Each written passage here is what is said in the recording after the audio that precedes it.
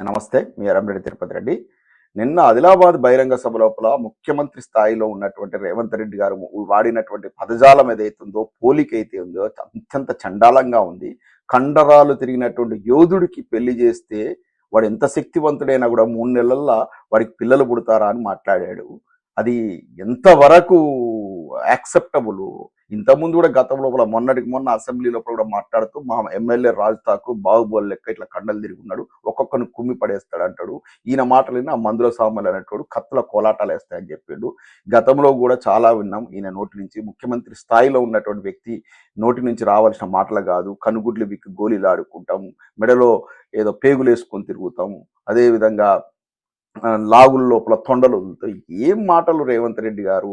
ఒకప్పుడు మీ మాటలు విని మేము అసలు అసలు ఏంది ఈ నాయకుడు అంటే ఇట్టు ఉండాలనుకునేది. ఇవాళ సిగ్గుపడుతున్నాం ఈ రేవంత్ రెడ్డిని మేము సమర్థించింది ఒకనాడని చెప్పేసి. ఏం మాటలు అసలు నాకు అసలు అర్థం కావట్లే. నువ్వు ప్రజాపాలన అంటూ గద్దెనెక్కినావు, 6 గ్యారెలు అంటూ గద్దెనెక్కినావు. 100 రోజుల లోపల నువ్వు అదేవిధంగా మీ ఉప ముఖ్యమంత్రి బట్టి విక్రమార్క సైన్ చేసేసి గ్యారంటీ కార్డులని ఇంటింటికి డిస్ట్రిబ్యూట్ చేసి వాడు ముద్దబాపు రాహుల్ గాంధీ సమక్షంలో రిలీజ్ చేసినారు. 100 రోజులు అయిపోయింది. 100 రోజులు కాదు కదా, ఇప్పుడు దాదాపు 2.5 సంవత్సరాలు అవుతా ఉంది. దాదాపు 1000 రోజులు కావస్తా ఉంది. అయినా కూడా అతిగతి లేదు వాటికి. ఒక్క ఉచిత బస్సు తప్ప మీరు చేసింది ఏది చక్కగా లేదు. ఇప్పటికి 3-4 సార్లు రైతు భరోసా ఎగ్గొట్టారు. వాటి గురించి మాట్లాడమంటే ఇంకా 1000 రోజులైనాక కూడా ఇంకా ఇది కొత్త ప్రభుత్వమేనా? గత ప్రభుత్వం అప్పులు తెచ్చిందని గత ప్రభుత్వం మీద నెత్తిన పెట్టేటువంటి వ్యవహారం చేస్తాను. గత ప్రభుత్వం తెచ్చింది సాక్షాత్తు నీతి ఆయోగ్ చెప్పింది, కేంద్ర ప్రభుత్వం చెప్పింది, పార్లమెంటు సాక్షిగా చెప్పారు. ఓన్లీ వాళ్ళు సుమారు 2.5 లక్షల కోట్ల అప్పులు అన్నారు. పోనీ 3 లక్షల కోట్ల అప్పు తీసుకొచ్చినా కూడా 1 లక్ష కోట్లది కాళేశ్వరం ప్రాజెక్టు కనపడతా ఉంది. ఇంటింటికి సంక్షేమ పథకాలు కనపడతాయి. టంచన్గా వృద్ధాప్య పెన్షన్లు ఇచ్చారు, 2,000 రూపాయలు ఇచ్చారు. రైతు భరోసా ప్రతి సీజన్కు టంచన్గా ఇచ్చారు.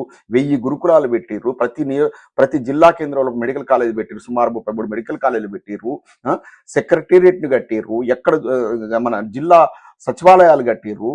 గ్రామాలకు నిధులిచ్చి గ్రామాలకు వన్నె తీసుకొచ్చేసారు. అంటే సంక్షేమ పథకాలకు ఒక పెద్ద పీట వేసారు. అదేవిధంగా అభివృద్ధి పదంలో హైదరాబాద్ తీసుకెళ్లి ఐటీ రెవెన్యూను 60,000 కోట్ల నుంచి 3.5 లక్షల కోట్ల రెవెన్యూ తీసుకెళ్లారు. ఒకవైపు సంక్షేమం, ఒకవైపు అభివృద్ధి అనేటువంటి రెండు వీటిని కూడా సమపాలలో తీసుకెళ్తూ తెలంగాణ రాష్ట్రాన్ని అగ్రగామిగా భారతదేశం లోపల నిలబెట్టినటువంటి ఘనత కేసీఆర్ గారు దక్కింది. ఆయన పోలికకు మీ ప్రభుత్వానికి ఉన్న నక్కకు నాగలు కనుక్కున్నటువంటి పోలిక ఏమన్నా అసలు పోలిక ఉందా? ఇవాళ నరరూప రాక్షసుల మీదుగా ఒక పేద ప్రజల యొక్క ఇల్లు కూలగొడుతూ ఆ వెలుగుమట్లయితేనేమి, మొన్న లగచర్ల భూములు లాక్కోవడం ఉంది. ఇవాళ పరిగి నియోజకవర్గంలో రైతుల యొక్క భూములు గుంజుకోవడం అయితేంది. ఆ మూసీ నది ఒడ్డున్నటువంటి యొక్క అభాగ్యుల ఇళ్లను కూలగొట్టడం అయితేంది. వాళ్ళని నడి రోడ్డు మీద పడేసిన వేయడం అయితేంది. ఇవన్నీ చూస్తూ ఉంటే కడుపు తరక్కపోతా ఉంది. నరరూప రాక్షస పాలన నడుస్తూ ఉంది. 2.5 ఏళ్ల లోపల తెలంగాణను ఆగమాగం చేసిర్రు. మొత్తం దివాలా చేసింది తెలంగాణ రాష్ట్రం. 3.5 లక్షల కోట్ల అప్పులు పట్టుకొచ్చారు. సిగ్గు, శరము, ఇజ్జతు, మానము అన్ని వదిలిపెట్టేటి మంత్రులైతే మొత్తం భూములు ఆక్యుపై చేసుకుంటా ఉన్నారు. పొంగిలేటి యొక్క దురాఘాతాలు, అతని కుమారుడి దురాఘాతాలు అయితే అంతా ఇంతా కాదు. ఇవన్నిటి మీద చర్చ జరుగుతుంటే అసెంబ్లీలో ఎక్కడ చర్చ జరిగితే ఎక్కడ బయటపడతామని చెప్పేసి ఎమ్మెల్యేల మీద, బీఆర్ఎస్ పార్టీ ఎమ్మెల్యేలను మొత్తం కూడా మీరు సభ నుంచి బహిష్కరించిన వైనాన్ని చూసాం. ఇంత దుర్మార్గమైన పాలన, ఎక్కడి రాక్షసి పాలన! మొత్తం ప్రజలంతా కూడా ఆక్రోశిస్తున్నారు. ఒక్క వర్గం అన్న ఉందా? లాస్ట్ మిమ్మల్ని రక్షించే పోలీసులకు కూడా టీఏడిఏలకు కొట్టి వాళ్ళను కూడా ఇబ్బంది పెడుతున్నారు. రిటైర్ అయినటువంటి ఉద్యోగులకు, వాళ్ళకు జీవితం అంతిమ దిశలో ఉన్న వాళ్ళు ఏదో కృష్ణారామాన్ని కూడా బతికేటువంటి వయసులో కూడా వాళ్ళను ఆ రిటైర్మెంట్ బెనిఫిట్స్ ఇవ్వకుండా కూడా ఇబ్బంది పెడుతున్నారు. అప్పుడే పుట్టిన పిల్లలకు కూడా కేసీఆర్ కిట్లు ఇచ్చేవాళ్ళు. ఆ కన్న తల్లులను, ఆ బిడ్డలకు కూడా ఇవాళ సరైన వైద్య సదుపాయాలు లేవు. అన్ని వ్యవస్థలు కూడా సర్వనాశనం అయిపోయినాయి. ధరణిలో ఏదో లోపాలనే మేము భూభారతి పట్టుకొస్తాం, ఉద్ధరిస్తాం, మొత్తం ఎటువంటి ఇబ్బందులు రైతులకు కానీ భూ యజమానులకు రానివ్వని చెప్పారు. ఈ రోజు వరకు అతిగతి లేదు. ఏ ఒక్క పని చక్కగా చేసింది చూపించండి మీరు.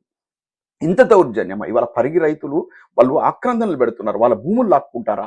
వాళ్ళని పరామర్శించడానికి వెళ్తున్నటువంటి మాజీ మంత్రులు హరీష్ రావు గారు, ఎర్రబెల్లి దయాకర్ రావు గారు, సబితా ఇంద్రారెడ్డి గారు తదితరులు పోతుంటే అడ్డుకోవాల్సిన అవసరం ఏమొచ్చింది? మీరు తప్పు చేయనప్పుడు ఎందుకు అడ్డుకున్నారు? వాళ్ళని అరెస్ట్ చేయాల్సిన అవసరం వచ్చింది. వాళ్ళు పోతారు, ప్రజలు మాట్లాడతారు, ఆ యొక్క రైతన్నుల యొక్క గోడును ప్రజలకు విన్నవిస్తారు. ప్రజలే న్యాయ నిర్ణయిత. రానున్న లోపల మీరు మంచి చేస్తే మీకు మళ్ళీ ఓట్లేసి గెలిపిస్తారు, లేకపోతే ఓడిస్తారు. ఒక్కడన్నా గెలుస్తాడా? గ్యారంటీ ఉందా? ఒక్కడన్నా ఇంక్లూడింగ్ రేవంత్ రెడ్డి గారు మీతో సహా ఇప్పుడున్నటువంటి క్యాబినెట్ కానీ ఎమ్మెల్యేలు ఒక్కడన్నా గెలిచే గ్యారంటీ ఉందా? చిత్తుకు ఓడిపోతారు. ప్రజలు మొత్తం అసహించుకుంటున్నారు. మీరు ఒక వీడియో రిలీజ్ చేయండి, కింద వచ్చే కామెంట్లు చూసుకోండి. ప్రతి నాయకుడు మీరు చూసుకోండి, మీ మాట్లాడిన మాటల కింద వచ్చే కామెంట్లు చూసుకోండి. 90% ప్రజలు మిమ్మల్ని వ్యతిరేకిస్తున్నారు. 90% ప్రజలు వ్యతిరేకిస్తున్నారు. మరి ప్రతిపక్ష నేతలు ఎవరు మాట్లాడినా కూడా ఎందుకు ప్రజామోదం వస్తూ ఉంది? ఎందుకు? అదొక్కటి చాలు. ఏ ఒక్క వీడియో మీ కాంగ్రెస్ పార్టీ యొక్క సోషల్ మీడియాలో మీరు పెట్టుకోండి. సాక్షాత్ గాంధీ భవన్ నుంచి పెట్టినటువంటి సోషల్ మీడియాలో మీ యొక్క ప్రజాపాలన బాగుందా, కేసీఆర్ గారి ఏదైతే అన్నారు కదా, మన ఫామ్ హౌస్ పాలన బాగుందా అంటే కేసీఆర్ గారి పాలన బాగుందని చెప్పేసి మెజార్టీ ప్రజలు మెచ్చుకున్నారు. ఇంకా అంతకంటే సిగ్గుమాలిన పోయినమేముంటది? ఇది పరిస్థితి తెలంగాణ లోపల. అందరి ప్రజలను సకల గోసలు పెడుతున్నటువంటి ఈ కాంగ్రెస్ ప్రభుత్వం ఖచ్చితంగా గద్దె దిగాలి. కమ్యూనిస్టులారా, మీరు ఇప్పుడు రోడ్ల మీదకి మీరు రావాల్సిన ఆవశ్యకత ఉంది. మీకున్నటువంటి ఏకైక ప్రభుత్వం కేరళ లోపల ప్రభుత్వాన్ని బొందబెట్టే కార్యక్రమం చేస్తారు. ఇక్కడ ఏటీఎం లాగా మారింది తెలంగాణ. ఇక్కడి నుంచి డబ్బు తీసుకువెళ్ళి అక్కడ పెడుతున్నారు.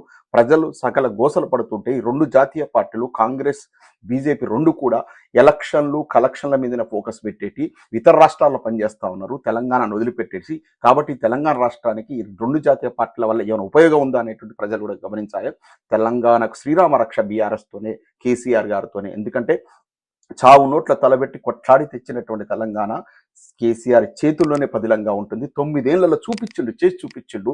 ఇవాళ నడి ఎండాకాలంలో కూడా కాళేశ్వరం నిధులు ఉరకలేస్తా ఉంది. మొత్తం మన యాసంగి పొలాల ఆ నేలను మొత్తం తడుపుతా ఉంది. చూస్తా ఉన్నాం మనం. అవన్నీ ఎక్కడి గత 60-70 సంవత్సరాల నుంచి కాంగ్రెస్ చేయలేని పని 9 ఏళ్ళలో చేసి చూపించిండు. రావడంతోనే తెలంగాణకు అత్యంత ఆవశ్యకమైనటువంటి మళ్ళీ పొరపాటున ఏదైనా కాంగ్రెస్ గవర్నమెంట్ తెలంగాణ నాశనం చేస్తుందని సప్పు పట్టుకొచ్చేసి ఫస్ట్ నీటి వనరులను సమృద్ధిగా ఇవాళ తాగడానికి నీళ్లున్నాయి, సాగు చేసుకోవడానికి నీళ్లున్నాయి అంటే కేసీఆర్ గారి దయవల్లనే. 24 గంటల విద్యుత్ ఇచ్చాడు. సంక్షోభం వస్తుంది అన్నారు, విద్యుత్ సంక్షోభం రానియకుండా కాపాడింది. ఇలా హైదరాబాద్ నగరానికి ఇలా గొంతు తడవకుండా ఉండే పరిస్థితి ఉంటుండే అదే కాళేశ్వరం నీళ్ళు లేకపోతే. ఇన్ని చూసి కూడా ఇంకా ప్రజలు మీరు తిరగబడాల్సిన ఆవశ్యకత ఉంది. కాంగ్రెస్ పార్టీని బొందబెట్టాలి. ఒకవేళ కనుక ఆనాడే పొరపాటున కాంగ్రెస్ ప్రభుత్వం వచ్చుంటే ఇవాళ మనం అడుక్కు తినేవాళ్ళం. ఇవాళ చూస్తున్నాం కదా 2.5 ఏళ్ళలో ఎట్లా చేశారు. కాబట్టి ఈ కాంగ్రెస్ ప్రభుత్వాన్ని బొందబట్టాల్సిన అవసరం ఉంది. తెలంగాణ ప్రజలకు విజ్ఞప్తి చేస్తున్నాను. కమ్యూనిస్టు సోదరులారా, ప్రతిపక్షమైనటువంటి బీఆర్ఎస్తో కలిసి రండి, రోడ్ల మీదకి రండి, పోరాటం చేయండి. రెండు జాతీయ పార్టీలు మనం బొందబెట్టాలి. అప్పుడే తెలంగాణ బాగుపడుతుంది. జై తెలంగాణ.